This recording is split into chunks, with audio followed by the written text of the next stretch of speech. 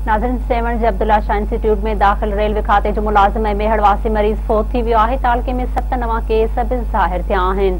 वधीक तफ़सील ॾियण जे लाइ असां सां गॾु टेलीफोन लाइन ते मौजूद आहे के बुर्दी। जी के तफ़सीलनि खां आगाह कजो।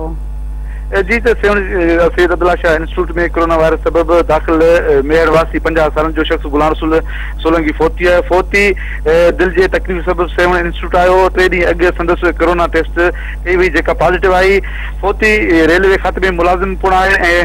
फोती के एक ॾींहुं अॻु वेंटिलेटर ते रखियो वियो जेको अॼु फोती आहे। फोती मुड़ SOP तहत जेको सैयद अब्दुल्ला शाह इंस्टीट्यूट जे इंतजामिया वारसन हवाले करे छॾियो। त ॿुधाईंदा हलूं त सेवन में कोरोना वायरस की तादाद में इजाफो थी रहा है। अॼु 7 केस ज़ाहिर थिया आहिनि। Syed Abdullah Shah institute of medical science में 24 कलाकनि दौरान अस्पताल के अमले समेत 52 शकी माण्हुनि जा कोरोना सैंपल वठी PCR लेबोरेटरी ज़रिए टेस्ट किया विया।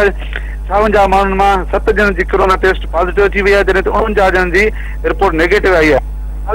मरीजन में सैयद अब्दुल्ला शाह इंस्टीट्यूट जो एक डॉक्टर, एक स्टाफ नर्स ऐं NICD जो स्टाफ मुलाजिम आहिनि, जॾहिं त सेवन में कोरोना मरीजन जो अंग हींअर 170 थी वियो आहे। जी के अवां जी मेहरबानी।